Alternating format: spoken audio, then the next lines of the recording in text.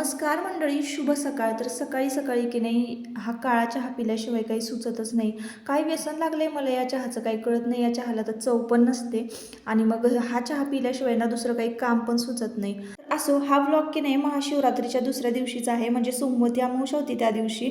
आणि महाशिवरात्रीला खूप गर्दी असते म्हणून आम्ही दुसऱ्या दिवशी मंदिरामध्ये आलो होतो. इतकं शांत वातावरण असतं ना या मंदिरातलं. वाकेश्वराचं मंदिर आहे हे आमच्या इकडचं. तुम्ही जर कधी आला तर नक्की या मंदिराला भेट द्या. खूप शांत आणि प्रसन्न वाटतं. मनातला सगळा स्ट्रेस जो आहे, ताणतणाव दूर होतो या मंदिरामध्ये दर्शन केल्यानं.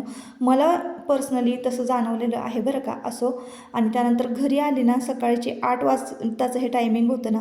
आयुष्य अभ्यासाला बसला होता, पण त्याची अभ्यासाला बसण्याची पद्धतच वेगळी. आज मला जरा वेगळंच जाणवलं. तर त्याचं तर रुटीन तुम्हाला माहिती आहे. तो सकाळी 4 वाजता उठतो पहाटे आणि व्यायाम करून 8 वाजेपर्यंत घरी येतो. आणि आत्ता नुकताच व्यायाम झाल्यामुळं ना त्याला मांडी घालूनच बसता येत नव्हतं. म्हणजे मांड्या सपाट्या मारून सुजल्या असाव्या कदाचित, म्हणून अशा पद्धतीनं आमचा अभ्यास चालू होता.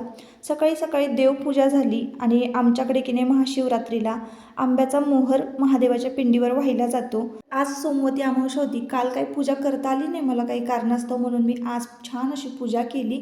तर आणि त्यानंतर मग दुसऱ्या दिवशी उपवाससुद्धा सोडायचा असतो महाशिवरात्रीचा. तर अशी काहीशी थाळी केली होती मी. लोणचं, पापड, श्रीखंड, हुलग्याची उसळ, वरण, भात, चपाती असा होता आजचा नैवेद्य. चला तर मग भेटूया नेक्स्ट ब्लॉगमध्ये. बाय.